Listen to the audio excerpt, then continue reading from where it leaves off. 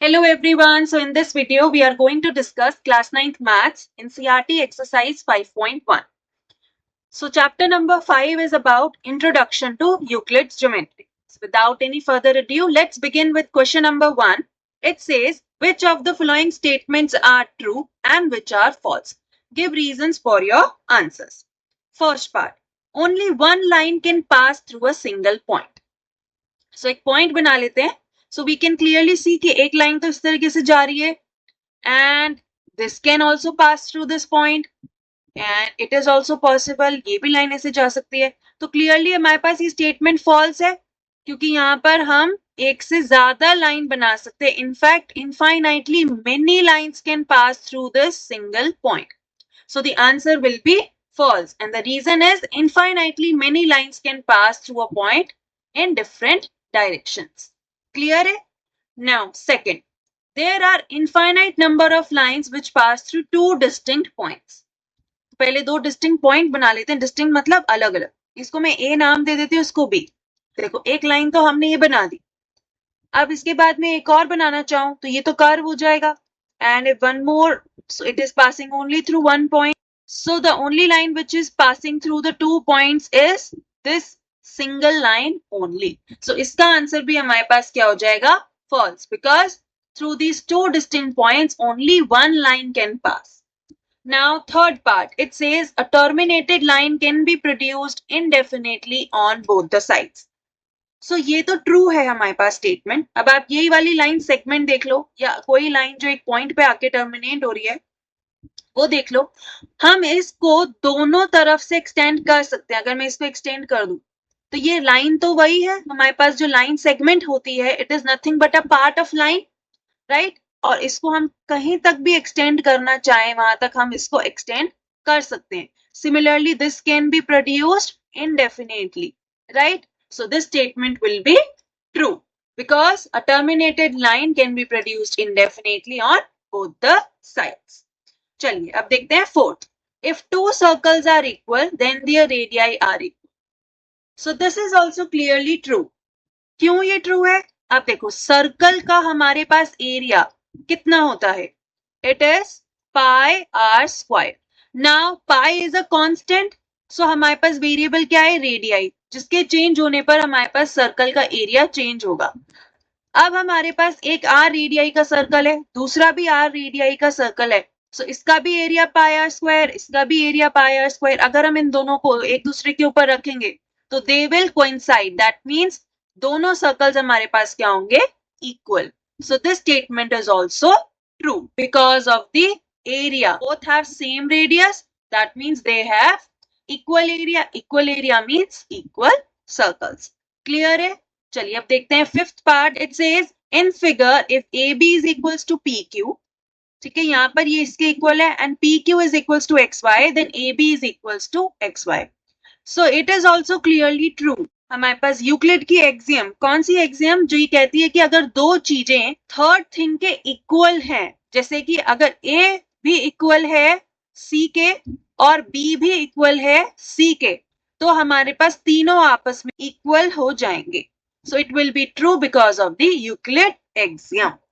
Two things separately equal to third thing, then they are equal to each other. चलिए तो अब देखते हैं अपना next question. Question number 2. It says give a definition for each of the following terms. Are there other terms that needed to be defined first? What are they if they are terms and how might you define them? So इन्होंने हमसे parallel lines, perpendicular lines इन सब की definition पूछी है. But क्या ऐसी कोई terms हैं जो इनको define करने से पहले हमें पता होनी चाहिए? Of course there are. कुछ हमारे पास टर्म्स है जैसे कि प्लेन हो गया, कि प्लेन क्या होता है, पॉइंट क्या होती है, देन रे, लाइन, एंगल. ठीक है, अगर हमें ये सब नहीं पता होंगे तो हम ये कैसे डिफाइन करेंगे कि लाइन सेगमेंट क्या होती है.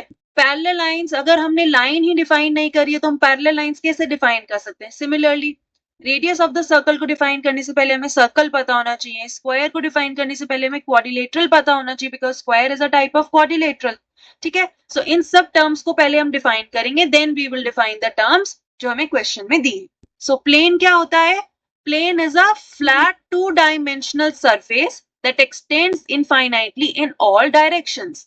It has length and width but no thickness. जो हमारे पास ये स्क्रीन है ये भी तो एक 2 डायमेंशनल सरफेस है, राइट? इसके पास लेंथ है, this is the length and this is the breadth, but there is no thickness, so this is a plane surface. Next comes point. अब जैसे मैंने यहाँ पर एक ऐसे डॉट बना दी, ठीक है, तो इसके पास ना लेंथ है, ना ब्रेथ है, ना थिकनेस है।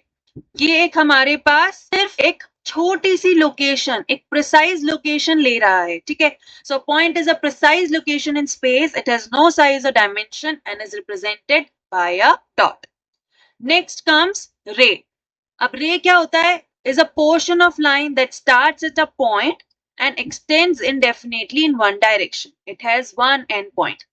जैसे कि यहाँ पर ये एक हमारे पास एंड पॉइंट हो गया, यहाँ से एक लाइन बनानी हम शुरू करते हैं, इसको इनडेफिनेटली प्रोड्यूस कर सकते हैं, राइट? सो ये एक लाइन का पोर्शन होता है। All right, now next comes what is line. So a line is a straight path extending infinitely in both the direction. It has length but no width or thickness. जैसे अभी जो मैं ये आपको underline करके दिखा रही हूँ, ये भी एक लाइन है, ठीक है। जो फर्स्ट क्वेश्चन में भी मैंने बताया, दोनों डायरेक्शंस में जिसको हम एक्सटेंड कर सकते हैं indefinitely, infinitely, right? Next is angle. Angle जो होता है वो दो रे या दो लाइन सेगमेंट से बना होता है। इन दोनों की ये जो स्पेस आप देख रहे हो, this space is the angle. वो जो दो रे या जो दो लाइन सेगमेंट है वो एक कॉमन पॉइंट पे मीट करते हैं, उस पॉइंट को हम कहते हैं vertex. So it is formed by two rays or two line segments that share a common point which is called vertex and the angle is space between the two rays. Clear है? Next is circle. Circle क्या होता है हमारे पास? It's a collection of all the points from a fixed point. Suppose एक point है, इससे हमने एक fixed distance पर एक पॉइंट मार्क किया। इस तरीके से करके हमने फिक्स पॉइंट से फिक्स डिस्टेंस पर सारे पॉइंट्स को कलेक्ट करना शुरू कर दिया, तो उनका कलेक्शन हमारे पास क्या बन जाएगा? Circle. So circle is a close shape formed by a set of points that are at a same distance from the fixed point या सेंट्रल पॉइंट। अब ये जो फिक्स्ड डिस्टेंस है इसको हम क्या कहते हैं? Radius of the circle. All right, now next comes quadrilateral. Quadrilateral क्या होता है? हमारे पास 4 साइडेड पॉलीगन होता है जिसमें हमारे पास 4 साइड्स होती हैं, 4 वर्टेक्स होते हैं, 4 ही एंगल्स फिर हमारे पास बन के आएंगे, right? So it is a 4 sided polygon having 4 sides, 4 angles, 4 vertices, right?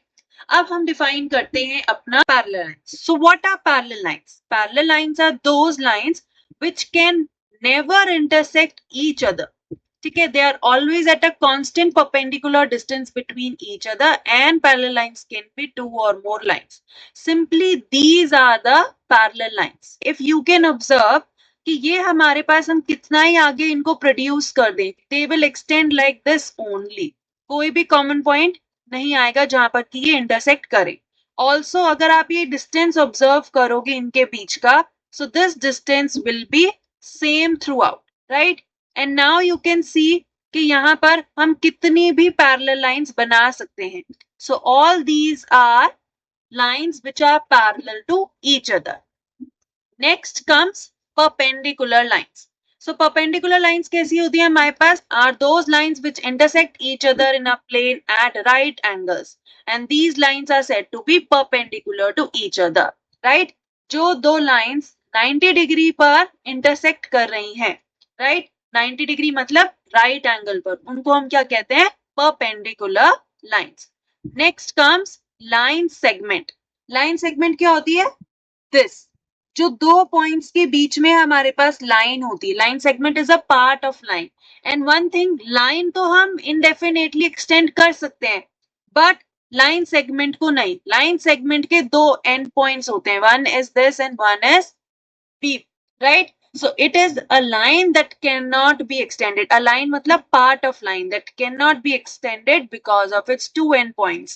इसके पास 2 endpoints होते हैं and hence it is known as line segment, right? Then next is radii of the circle. अब जो circle होता है उसका एक fixed point होता है and एक fixed distance होता है, right? तो ये जो fixed distance है सभी points के बीच का इस central point से, this distance is known as radius of the circle.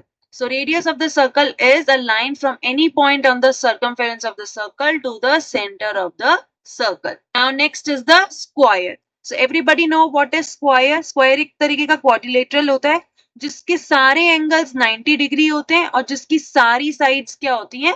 Equal to each other, right? A quadrilateral in which all four sides are equal and all the internal angles are at right angle. Right angle means 90 degree. Hence, this quadrilateral is known as square. Clear है सबको? चलिए अब देखते हैं next question. It says, consider two postulates given below. Given any two distinct points A and B, there exists a third point C which is in between A and B. Second says, there exist at least 3 points that are not on the same line. Do these postulates contain any undefined term? Are these postulates consistent? Do they follow from Euclid postulates? Explain. So बहुत सारी चीजें इन्होंने हमसे पूछी है. यहाँ पर दो यूक्लिड के postulates हमें बताए हैं. Given any two distinct points A and B. Suppose ये A मान लेते हैं, ये B मान लेते हैं. There exists a third point C. अब यहाँ ये देखो, ये प्लेन हमारे पास A और B के बीच में and so many points are possible. तो ये कौन से एक पॉइंट के बारे में बात कर रहा है जो A and B के बीच में है? So इन्होंने पूछा any term which is undefined in this postulate. So ये चीज undefined है, right?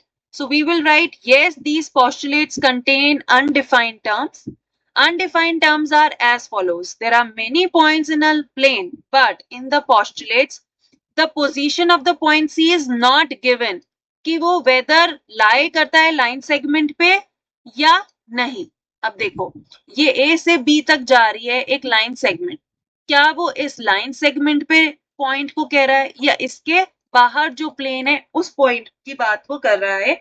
ये हमारे पास properly defined नहीं है. Now they are saying, are these postulates consistent? So we will say yes, these postulates are consistent. क्यों? क्योंकि first postulate हमारे पास कोई और बात कर रहा है and second postulate is talking about something else. So ये दोनों different situations हैं, इसलिए ये postulates consistent हैं. अब इन्होंने पूछा next, क्या ये Euclid postulate को follow करते हैं?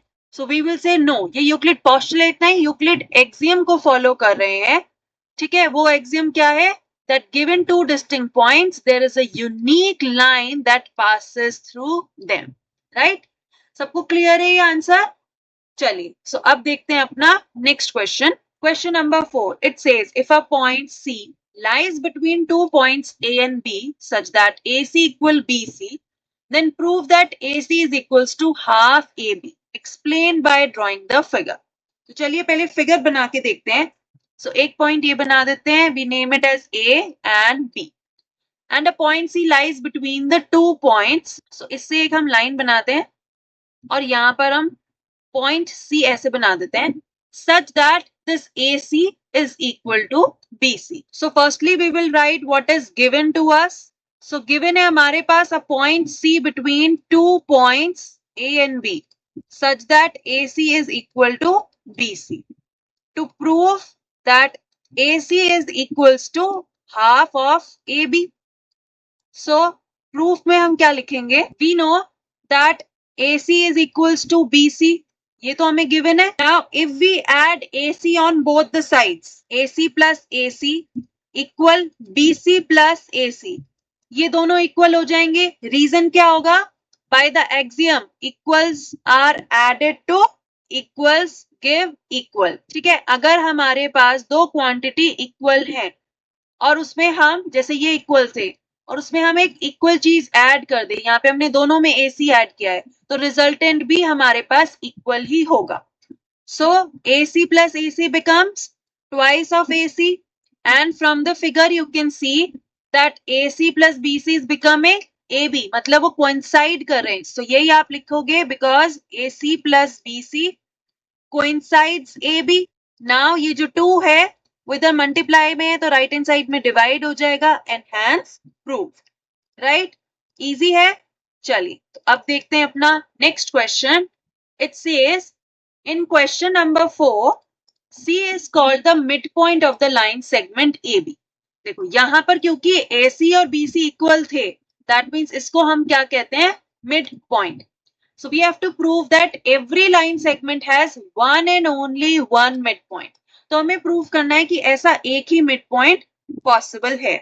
तो हम इसको प्रूव करेंगे कॉन्ट्राडिक्शन मेथड से।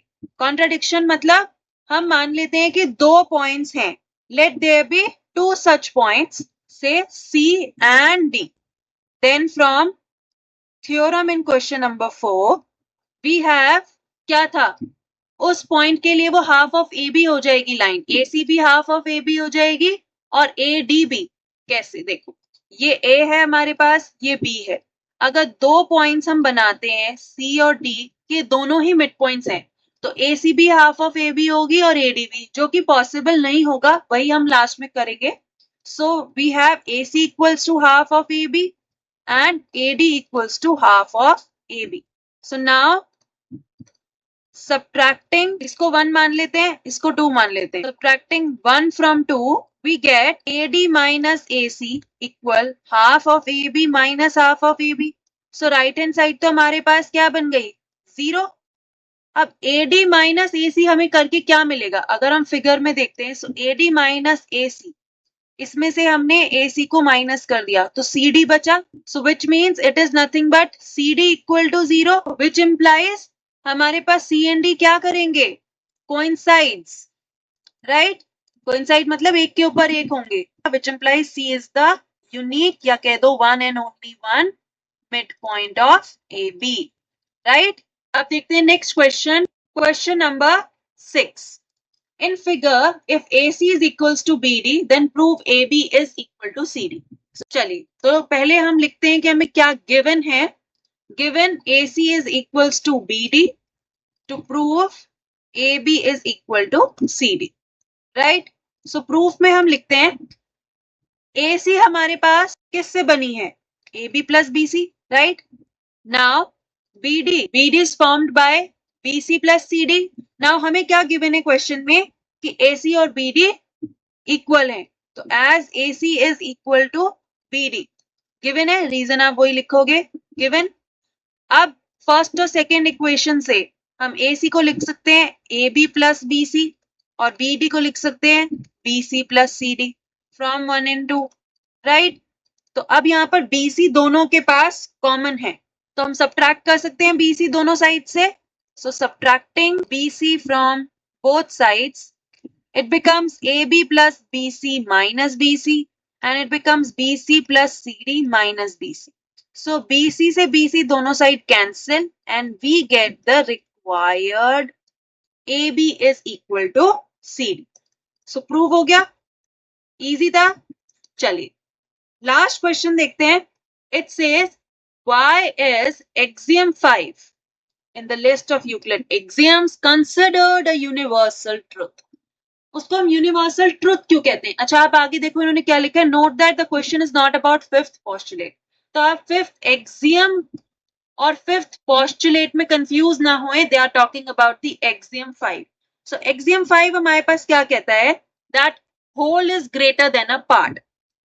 आप सपोज करो ये हमारे पास एक पिज्जा है, पिज्जा में हमेशा इस तरीके से हमारे पास स्लाइसेस बने हुए आते हैं ताकि हम एक स्लाइस इजीली इसमें से निकाल सकें।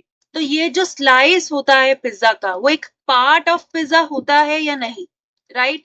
अब सपोज मैंने ये इसमें से निकाल दिया, सो ऑब्वियस सी बात है ये जो स्मॉल स्लाइस है, ये जो स्मॉल पार्ट है, वो इस पूरे होल पिज्जा से तो छोटा ही होगा।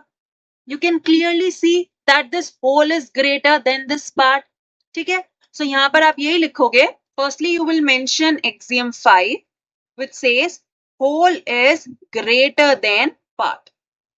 फिर आप इन्होंने जो पूछा कि इसको यूनिवर्सल ट्रुथ क्यों कहते हैं, सो आप लिखोगे this is considered as universal truth because part is included in the whole. अभी हमने देखा जो पिज्जा का स्लाइस है वो ऑलरेडी होल के अंदर है, वो उसका पार्ट है। So part is already included in the whole and so can never be greater than the whole. I hope it is clear. So यहाँ पर हमारे पास चैप्टर नंबर 5 कंप्लीट होता है। नेक्स्ट वीडियो में we will do chapter number 6 NCERT exercise solutions. तो अगर आपको वो मेरे साथ करना है, for that you have to subscribe the channel, hit the like button.